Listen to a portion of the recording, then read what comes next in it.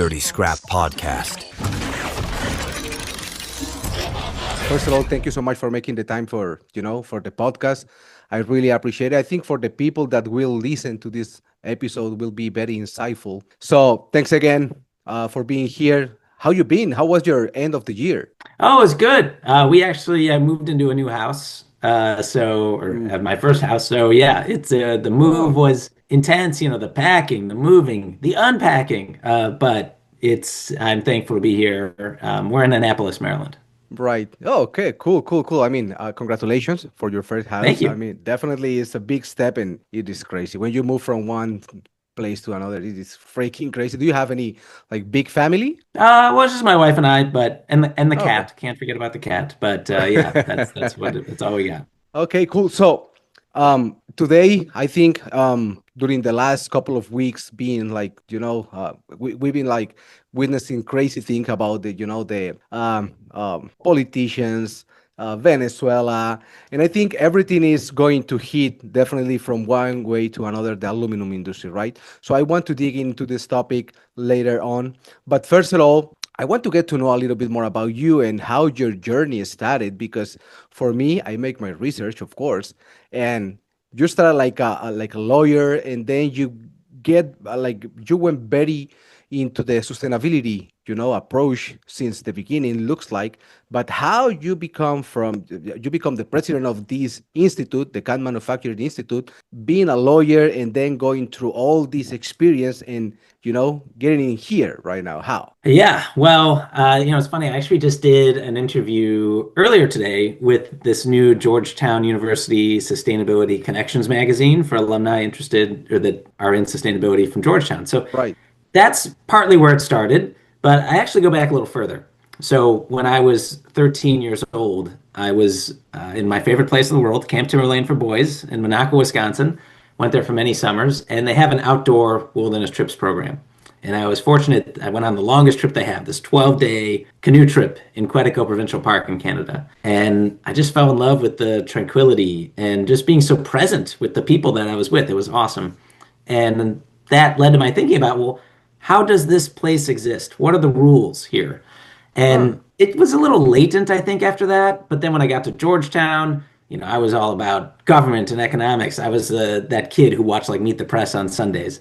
But then they had an environmental studies minor. So that's where I really dove into environmental issues. I realized my interest in government and economics could be applied in the environmental realm, and then decided to keep on going. Like you were talking about, law degree, Master of Public Affairs.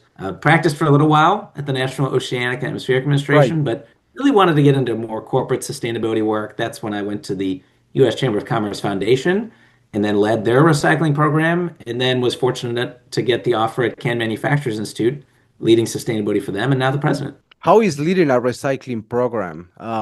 Because, and this is one of the topics that I want to touch with you because Yeah. if you see the recycling rates in the US comparing to other countries, I mean, we are a little bit behind, right? But from your experience leading a recycling program, how was it and how you can implement those strategies that you implemented at the beginning in that experience in what we are seeing today? Yeah, so that recycling program I was referring to at the U.S. Chamber of Commerce Foundation, it was called Beyond 34. Hmm. And the idea was, how do we get beyond this 34% national recycling rate that we seem stuck in? The rate goes up a little bit, goes down a little bit, Right. but it's around there.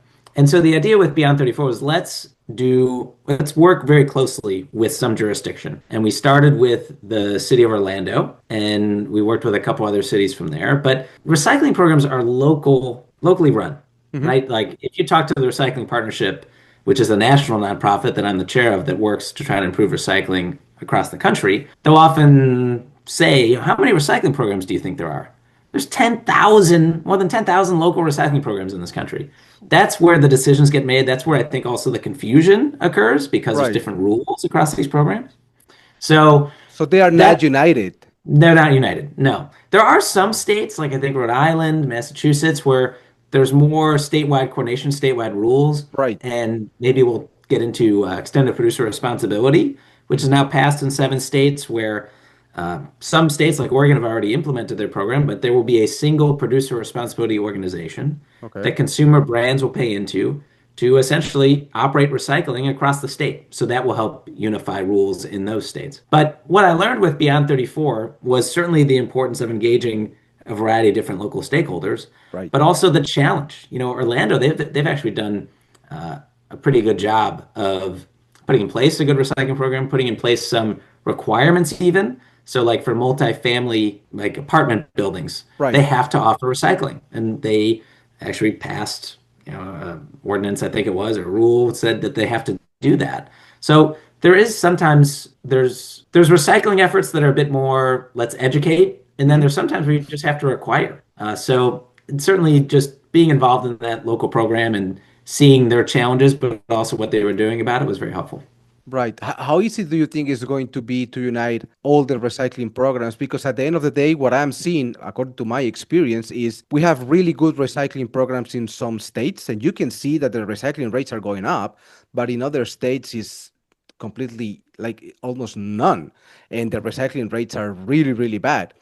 Do you think it is possible to get into some point that we will have like a united, I don't know, institute or whatever it is that will help us to congregate all the states and help us to reach the goals that we want to reach, or is something that virtually impossible? It's certainly possible. And when you talk to industry, when you talk to others involved in recycling, these more than 10,000 recycling programs, it gets unwieldy. And Right. also, as more states pass these extended producer responsibility laws, yes, it sounds good that that state is united, but then the different states have different approaches, different rules. So that can also create problems. And you can say, oh, now I have to understand how 50 different states are doing this. So yes, certainly some more uniting would be good. But I think what's nice about metal cans is that Mhm. there's not that confusion. If there's a local recycling program, I can essentially guarantee you they're going to take metal cans because Right. it's easy to sort. It has a high economic value, so they when you recycle your cans, that helps your local recycling program have more money. Mhm. And also, there's going to be a ready buyer for whatever the metal can is, so that makes it Right. easy for them. So having more packaging like metal cans, we're not the only one, but regardless of the metal can, your recycling program is going to take it. You don't have to be like, can I recycle this? Can I not? Right. I'm the chair of the board of this national nonprofit working on recycling. I still often don't know, like, can I do? And I'm Googling. Right. So it's confusing. But with cans, there's not. So the more we can incentivize or acquire packaging that is made to be recycled, designed for recycling, the better. So hopefully Mhm. we can do two things: get the right packaging introduced into the marketplace, but also have more recycling programs that are clear and convenient. How easy is to implement more recycling programs with, for example, this approach, and how is the Can Manufacturing Institute helping on that regards? Yeah. So well, for one, we're helping to by producing packaging that is easy to put in the recycling and helps the Right. local recycling program. But we're also out there where there's states working on extended producer responsibility bills, where they're working on deposit return systems, which Hmm. is for beverage cans. You pay 5 or 10 cents when you buy the container, then you get that back when you return it. That leads to much higher recycling rates. So we're out there working with lawmakers, working with local stakeholders, educating them based on our experience and expertise of how to do these programs right. So we're, I think, doing the right thing and putting out a package that works in local Hmm. recycling programs and helps support them. Right. But then we're also, as recycling policies are considered, trying to help make sure smart, well-designed programs are passed. And we also support efforts like the Recycling Partnership. We actually helped start that organization. I'm now chair of the board. And we also do our own efforts. We're not sitting back trying to pass good policy, but Right. also we have a can capture equipment financing program. So in these material recovery facilities or MRFs where they're sorting single stream recyclables, Hmm. we want to make sure that the cans get sorted with the cans so that we Right. get them back and make new cans. Right. But sometimes there's missortation. So we've funded equipment that Oh. we say, okay, we'll fund this equipment for you, but we have to get a portion of the revenue from the cans captured so we make our money back and can use Right. it to fund other equipment. So it's kind of like a revolving fund. Most recently, we did this with First Star Recycling Uh-huh. in Nebraska, where we paid for a second eddy current. So eddy currents are what are typically used to capture the aluminum, Hmm. and they've guaranteed us we'll get paid back in 3 years. Oh, interesting. I didn't know that you guys do that. Um, Yeah. yeah, because I also want to talk about technology and how we can reduce that bridge between staying in the same recycling rates that we are right now and growing up. And I think technology is a really good approach. But before going into the technology approach, recycling policies, how do you do that? And how easy is to implement those, and how easy is to change from one state to another, not a state on the United States, but one stage, and grow to another stage to implement a grow or a better policy. How do you do that? Yeah, it takes time. I mean, Right, these right. extended producer responsibility bills, if that's what we're talking about, it's fundamentally changing the recycling program because rather than municipalities Hmm. running the program, you have these producer responsibility organizations. It takes time to identify the producers, to get the employees and the organizational structure set up, to get the contracts in place. So that takes time. And often there's 3, 4, 5 years of lead up before it gets Oh, implemented. okay. And then deposit return systems, there hasn't been a new deposit return system in a while. Most of them actually started in the 70s and 80s. Hmm. So we're hoping to learn from the 10 states that have it. There are many countries, hundreds of millions of people live where there's a deposit return system in place right now, to Right. take all those best lessons learned and then apply them to starting a new deposit return system in the United States. It will take some time to, there should be some sort of education campaign so people aren't Definitely. surprised, so they understand they'll get their money back, and to make it convenient and easy. Because if it's not convenient and easy, we're just taking people's money. We want to give people their money back. We want the material back because we want to make new cans. 97% of recycled beverage cans today become new cans.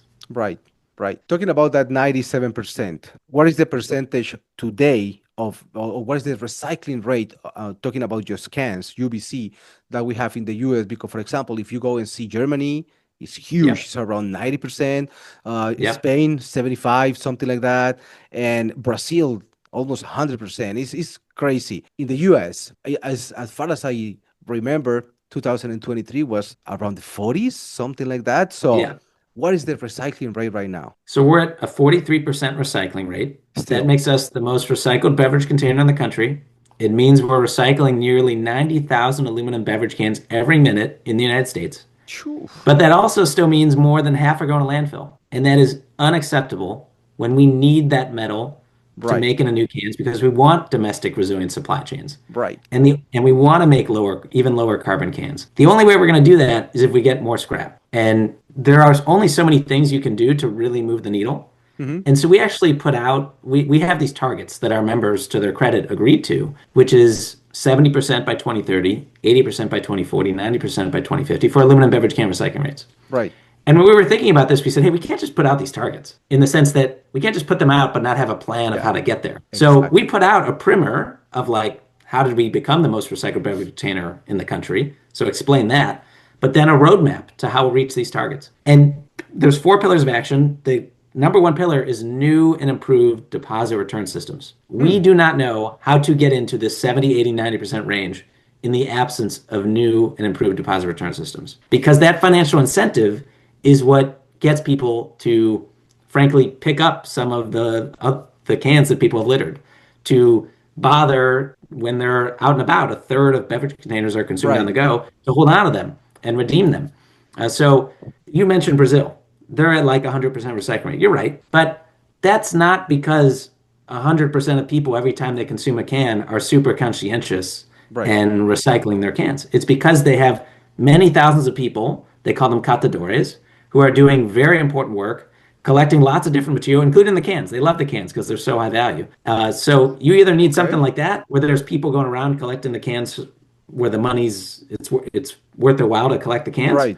or like Germany, like you were talking about, have a deposit return system. In the U.S., we don't really have either. The cans are worth 1, 2 cents at most per Hmm. piece. It's not enough to get a whole bunch of people going up around Right. collecting cans. And only 10 states have a deposit return system, and a lot of those haven't been reformed in the way they should be so that they're modern and operating even better. So how we can do it? If those two approaches are not the best approaches for the US, how we can help the people to understand that recycling is very important, and how we can help to increase the recycling rates if we have some other countries doing certain kind of things that we want to implement it here and it's not working as well as they are. So what is the roadmap that we need to follow right now? Yeah. So first and foremost is new and improved deposit return systems like I'm talking about. We are out there. We have lobbyists in states where we think we can get this done. Hmm. We're working even with the plastic PET industry, the glass industry, beverage brands that have seen the light on this. We're actually part of this Coalition for High Performance Recycling, or CHIPR. People can Google it and see all the different associations, companies Right. that are part of it. They're out there saying, okay, if you're going to consider extended producer responsibility for packaging, Hmm. we think that you should combine it with a deposit return system for beverage containers so that you get the highest performance across all packaging. Because beverage containers kind of uniquely need this additional system, this different Right. approach. Because, like I was saying, a third of them are consumed on the go. My steel food cans, very important as well, but they're not consumed on the go. It's almost all of them are in their household, right? Right. So really just need to improve access and education at the household level. So, So mhm. go ahead. No, no, go ahead. No, I'd say deposit return systems one, but then household recycling, right? And so a lot of states do offer access at curbside, but Hmm. some of them are subscription curbside, but then some places have drop off. If people are looking for a breakdown by state of access, the Recycling Partnership, that group I've mentioned before, they put out a state of recycling Hmm. report that has that breakdown by state, not only of access, but also participation. Because Right. that's a problem too. Sometimes people have access, but they don't bother consistently recycling and recycling the right way. So that's there. So increased household access would be another one. And then proper sortation of material recovery facilities. Hmm. So I talked about how we finance can capture equipment to do just that, but that's another one.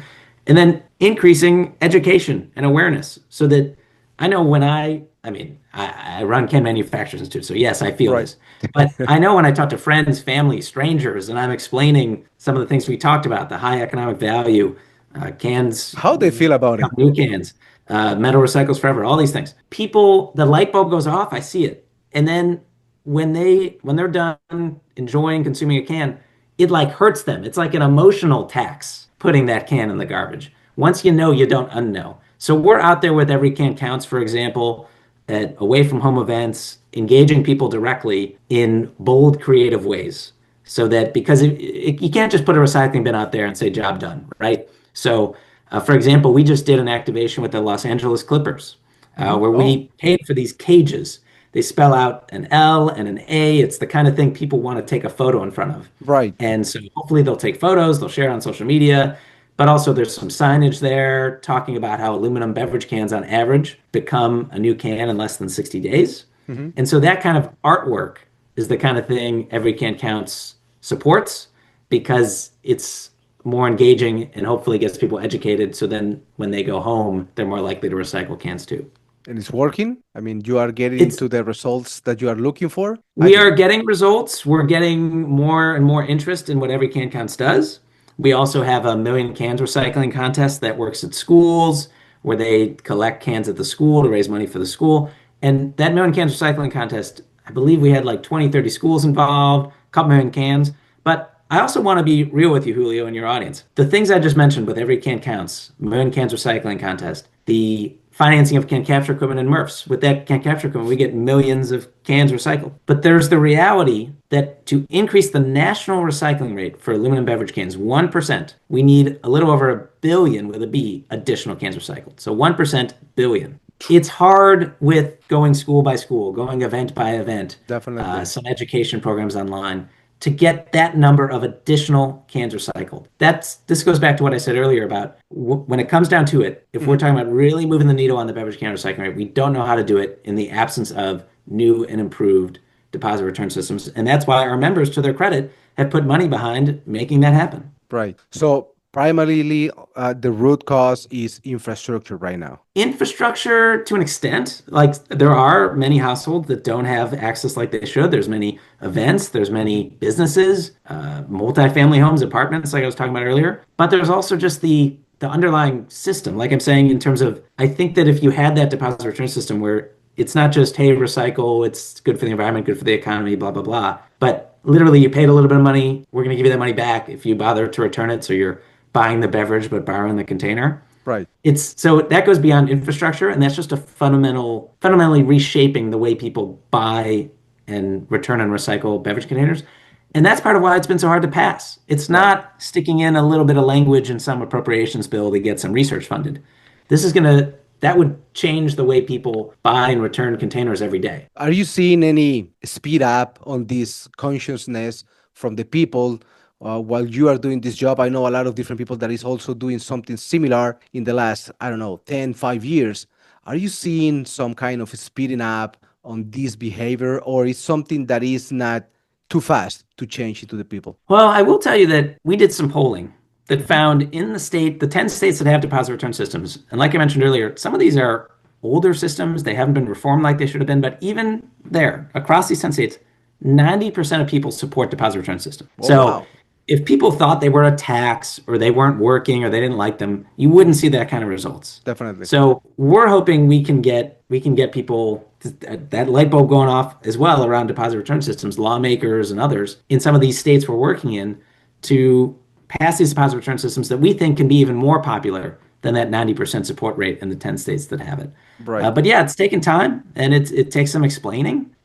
But yeah, it's like I say, hundreds of millions of people around the world live where there's a deposit return system, and they tend to be very popular. Right.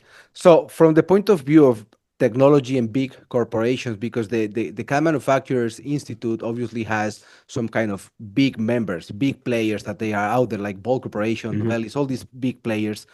These guys, what are they approach? And because for them can be like more easy to start some kind of, I don't know, race, right?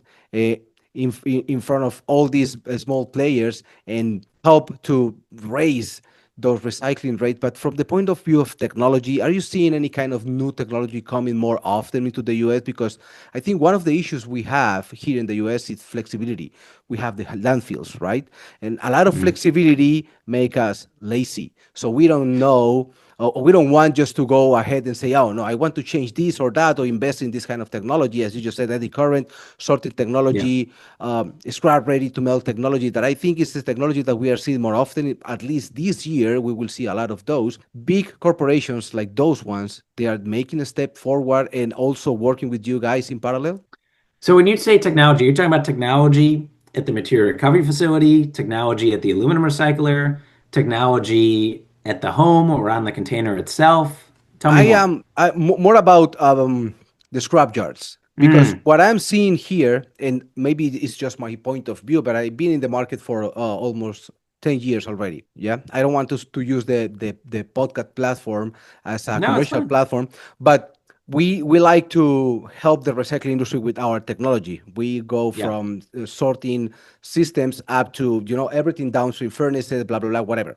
But what I am seeing here in the US, and I think this is one of the issues, is the scrap jars, the scrap collectors are one industry, and they are not linked, or linked with the secondary producers. So for me, it's like in between, they don't have a bridge that allow them to communicate the best practices that they can have in between, in order to help the secondaries to have more clean and better scrap, and let's say increase the melting efficiency, so they can produce more pure aluminum and have better or more aluminum recoveries out of the scrap. And I think it's because they don't have a good communication. And also the yeah, scrap yards, they don't understand very well, and I don't want to be rude, but they don't understand very well the right technology that will allow them to improve and make more value added to the scrap that they can sell. So this is the kind of totally. technology that I want talking about. Okay, I think you know more about it than I do, but I will say scrap yards do important work, Oh, not just definitely. for aluminum beverage cans, but lots of metal and getting that back, getting it back in the system, and that goes back to the domestic resilient supply chains I was talking about. No doubt there is sorting technology at the scrapyard to better identify the various kinds of aluminum, make sure that they're used to their highest quality use. And I will say with beverage cans, I think it's a little bit less of an issue, just like I was saying earlier, that 97% of recycled beverage cans go on to Right. become new cans. But honestly, I don't think our problem is technology at scrapyards when it comes to beverage can recycling rates. Okay. Because like I was saying earlier, the recycling rate right now is 43%. And yes, we're recycling cans at scale. We could recycle more. Too many are going to landfill. And that's because the cans that people are enjoying, not enough of them are even getting to the point of a material recovery facility or a scrapyard. Right. So it's not about, oh, once it's there at a material recovery facility or scrapyard, if we had better technology or sorted better, our problems would go away. I think it's more that we're not even getting the cans into the first step in the recycling system like we need to. I will tell you that in that primer and roadmap that I mentioned earlier, Hmm. we did some modeling as to how much each pillar of action can help us get to those recycling rate targets I was talking about earlier. And we did some research with this missortation at material recovery facilities that found up to 1 in 4 beverage cans are missorted. So that's worst case scenario, up to 1 in 4. So we said, okay, let's model and let's just assume that 1 in 8 are missorted across MRFs, like all the MRFs across the country. Hmm. Is that the exact number? I don't know, but we were very Yeah. clear. Like this is just for modeling purposes. Let's Right. assume 1 in 8. And when we modeled that out, and we said, okay, let's assume we missort 1 in 8, and now let's also assume those 1 in 8 we just all of a sudden captured all of them. What would be the impact on the recycling rate? 3 percentage points. 3 percentage points. So okay, Huh. if we totally fix that problem, if assuming all those assumptions, we'd go from 43 to 46. Cool. But we're trying to get to 70, 80, 90. And that's why I say our focus is a bit more on that first pillar of action while still doing things in the other pillars because we talked about how hard it is to get new deposit return systems. Right. We don't want to sit back. So Ardell Metal Packaging, Crown Holdings, two of our members, they put up the financing for that can capture equipment I was talking about. And Hmm. we've set it up where we get most or all of that money back to then loan out again. Right. So how does look that new roadmap after all these simulations? Because at the end of the day, we have some goals for 2030, right? That I don't think they are realistic. Definitely, and not even here, not even in Europe, and definitely we will need more primary aluminum in this sector in order to have more aluminum in the streets and so we can have more scrap and blah blah blah. I think at the end of the day it's a circular economy that we need to build, and I don't know if we are fully agree on how to do it, even though with all these challenges that we have right now to implement mining and new primary guys into the US with with the electricity cost. Maybe Venezuela will help with the oil. I don't know, but going into that direction, what is the new looks that we will see in this roadmap from your point of view? Yeah, so we put out the Permanent Roadmap in 2021, and then recently we put out like an update report to the targets. Right. And there's a couple lines there saying that while we have always said that we need new and improved deposit return systems, and our members are giving us quite a bit of money to go out there and try to make that happen, it hasn't happened in the way we had hoped. And so we Why? said it's unlike because it goes back to it's that fundamental change in how people are buying and returning beverage containers. So there's some concerns around, is it truly going to be easy for everybody to return their containers and get their money back? Hmm. How, where are we going to put these things? Are they going to be inside retailers, which then gets concerns up about retailers?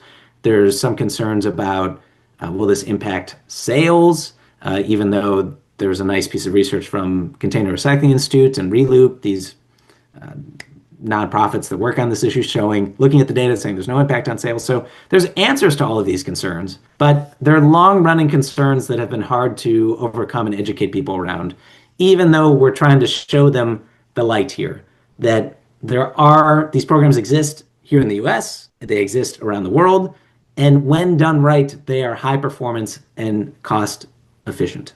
So yeah, it's tough because we feel like we know how to reach the targets and Right. we're actively working to do it, but we've been stymied, honestly, by some other interests that prefer to not see these new and improved deposit return systems come into place. But my hope is that we can get there because, to your point, if we can have more aluminum circulating in this country, then that improves national security. Oh, That definitely. means we have supply chains here. We're not as reliant on virgin aluminum elsewhere, or frankly, the energy use and environmental impact that comes with producing that virgin aluminum. Let's make that virgin aluminum, but then let's get a whole bunch of cycles out of it and make it worth our while. Right, right. Do you think it is important to get more involved the private sector into these approaches and not just go directly with the government, or is the private sector already involved in this? So there has been some discussion of could we do a deposit return system in the absence of passing a law? Could the private sector just sort of agree, do its own program? I think part of the problem, though, is that what we don't want to have happen is that some beverages have a deposit, some don't. And then, some people understandably will say, well, I know I can get my money back, but I'd rather not pay a deposit up front. I'm going to buy this other Right, thing that doesn't have it. So everybody's kind of got to buy in if we're going to do a private sector approach that doesn't involve passing a law. And to me, that's even though, like I say, we've been a little stymied on passing a new deposit return system and even really reforming some of the older systems, I think it's an even steeper hill to climb to get every big player in the private sector to agree we're going to put a deposit on our beverage containers. Right. Not easy. Not easy at all. Yeah. I understand that. So, what is the long-term strategies? We already talked about everything that is missing, the potential, let's say, approaches, the new roadmap, the last implementation that United States did against, or not against, helping the recycling rates, and also taking other countries' approaches and putting here. What are those strategies for the long term that reach those goals? Well, I think honestly, it's one of those things where if you look at a lot of different, and not just out recycling, but outside recycling, Right. it often takes multi-year efforts to get big things done. Okay. And if after 1 year, 2 years, say, yeah, we didn't pass the bill, this is a failure, let's stop. I think people are then forgetting it takes a lot. Sometimes you have to take some baby steps and you improve the bill over time. You engage more stakeholders. And what we need to do is I talked about the Coalition for High Performance Recycling, and that's fantastic. But getting more lawmakers to support the bill, getting different kinds of stakeholders to support the bill. Here's an interesting thing about deposit return systems. In Oregon, they have what's called I believe it's called a bottle give program. And Oregon is typically seen as like the model deposit return system program, like the best one in the United States of the 10 states that have it. And they have a centrally run program. The Oregon Beverage Recycling Cooperative runs it on behalf of the distributors there. And what people can do is they can opt to say, you know what, rather than getting my deposit back, I want it to go to this charity, or I want it to go to this school, or I want it to go to this sporting program, or I want it to go to this library. And all of a sudden, there's millions of dollars being given to all these different important causes that otherwise would not be receiving this money. So one thing that I hope we can do in the states where we're trying to pass deposit return systems is to educate some of these groups that don't realize how they can benefit from the passage of this sort of bill, and then get them to support. And then we've got their voices behind us too. So the key with passing really anything is to build a strong enough coalition that you can outmuscle, outmaneuver, and have a louder voice than your opposition. And Right. sometimes that takes time to build. How easy, or not how easy, because it's not easy, how we can help to get into that point that we can have a huge voice and bring more people together in order to move in that direction, because I can see that a lot of people is making a lot of effort. Also, something that I am seeing is, for example, the different aluminum and recycling associations here in the US looks like they are not used to work together in the same regards, even though we have the same idea. But I am not seeing, like, the Aluminum Association. Maybe you are working with them, of course. I think you are almost part of it. But the RIMA, the Recycling Institute, and all these different guys, different players, big guys. I am not seeing those guys working together for, walk the same path. Do you think that can be a good option for all of us to integrate all these people in I don't know, in some way to help to make a louder voice in these regards, Sure, the more voices, the better. right? The Aluminum Association does work on this. They work with us closely on it. So I would say the Aluminum Association is very active on this. Their members, we share a lot of members. So we're can makers and their suppliers. Right. So the suppliers would be rolling mills, can sheet Hmm. companies that are also members of the Aluminum Association. And so we have monthly coordination calls. They join our Beverage Can Sustainability Committee calls where we're talking through the things we're doing to pass these bills, talking strategy. So they are activated on this and we're closely coordinating. There are, yes, some other groups where they have different priorities and the association world, I love my job. It's fun to solve industry-wide Right. problems, but it also can be difficult to get everyone to agree. So there are some associations where maybe some of their members think this is the right thing to do, and then other members, just because of the way their business operates or whatever it is, they can't get there, and then it's hard for that association to really be out front and lead on it. So I understand those dynamics and challenges, but you're right. The more voices we can get understanding this and talking positively about it, the better for sure. And that Right. takes time. Yeah, because at the end of the day, I think time is going to pass by, definitely. Even though if we stay active or we just sit down and see what's going on, time Yeah. is going to pass through our eyes. Now, saying that, I think that one of the most important thing we need to understand is education, education, education. We need to do it. Do you have any kind of programs that is help the kids to understand the importance of recycling? That at the end of the day, in 10 years, we will see the results. Yeah, that's I mentioned it briefly earlier, but the Million Cans Recycling Right, Contest is the main one. It's run through a group called the Recycling Society. Jess Alexanderson is amazing, fantastic, enthusiastic person who runs that. She wrote a whole book, The Girl Who Recycled a Million Cans. So what we do is we financially support that effort. Like I said, it's I think 25, 30 schools at this point across I think 12, 13 states, and each school partners with a local scrapyard hmm, to have a roll-off dumpster there. And then when the school kids, second or third graders, collect enough cans that they filled the dumpster, they call the scrapyard, say, hey, it's all full, come pick it up. The scrapyard picks it up, maybe charges a fee for the pickup, but otherwise pays them per pound for all those cans. right, And then we've given money to so that there's the administrative support behind it from the Recycling Society, but also there's some financial incentives for schools to collect more. They even, I think, and I know the importance of this as a summer camp counselor, an ice right. cream party is very motivating. So they've got ice cream parties for the kids if they reach a certain number of cans collected. And to your point about 10 years from now, the payoff, I have no doubt, like we were talking about earlier, when you educate people about metal can recycling, the light bulb goes off.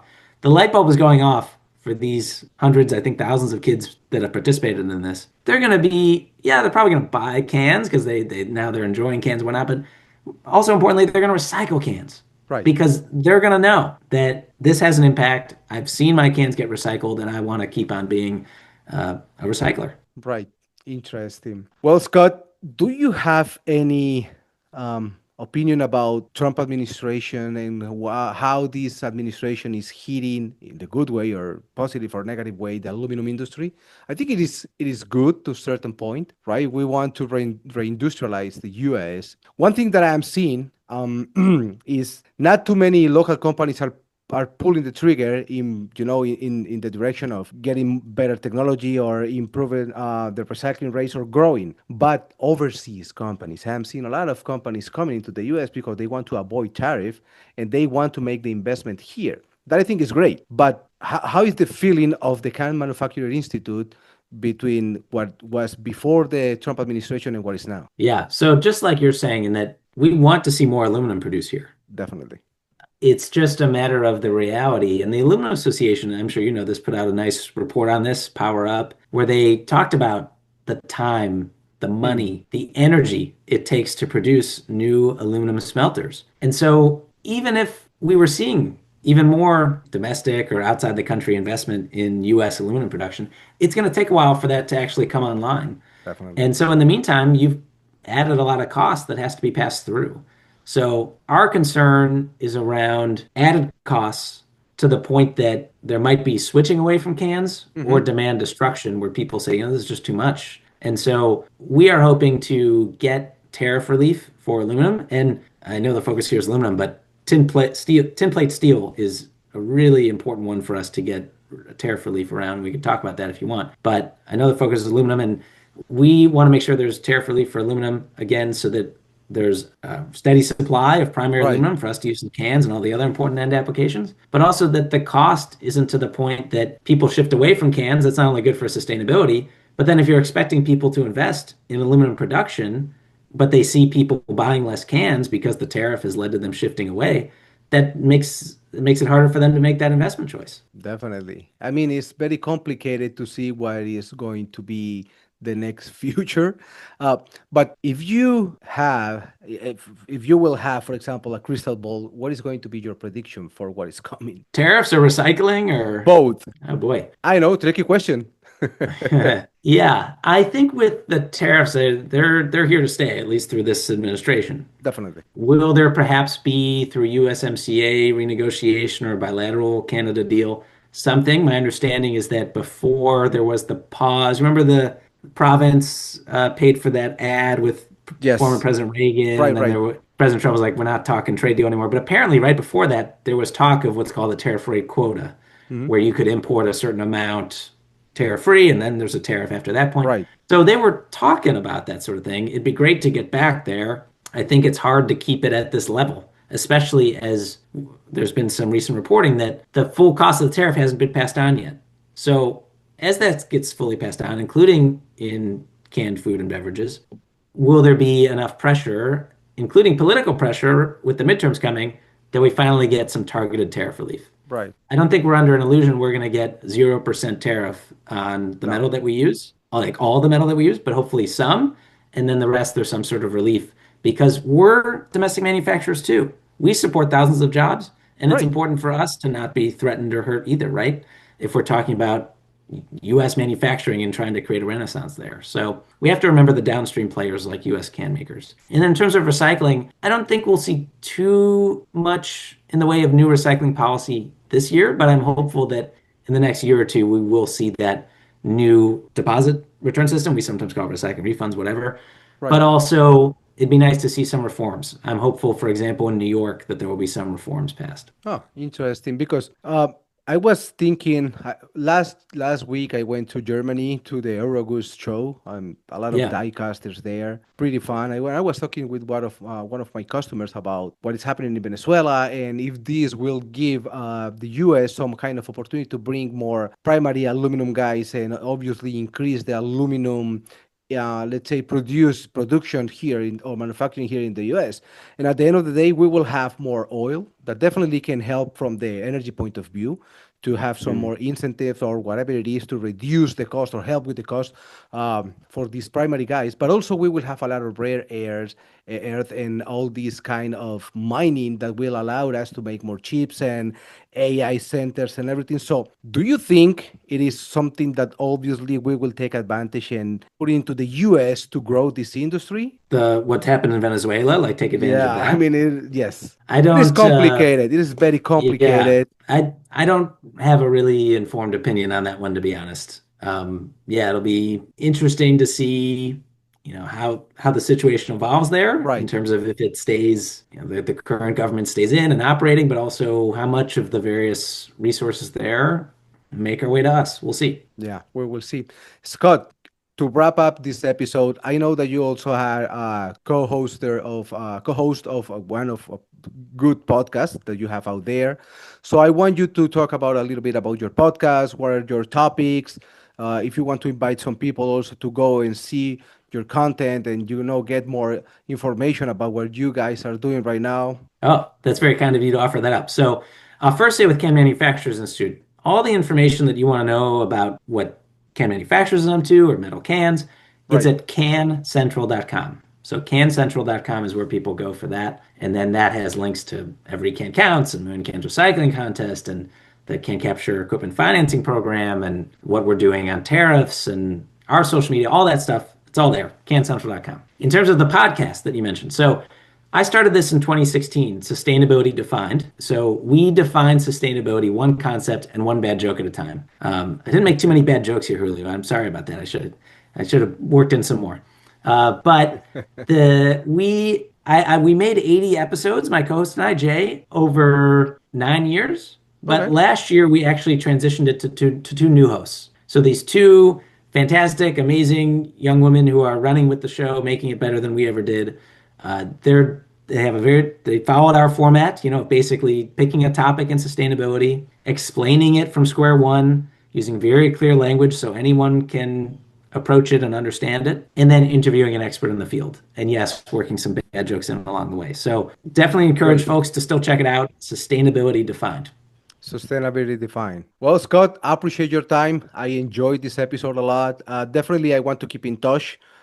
Yes, Mostly, if you guys are helping companies to understand the importance of, get better recycling rates and improving technology approaches, definitely is something that I want to, keep posted and help as much as I sure. can.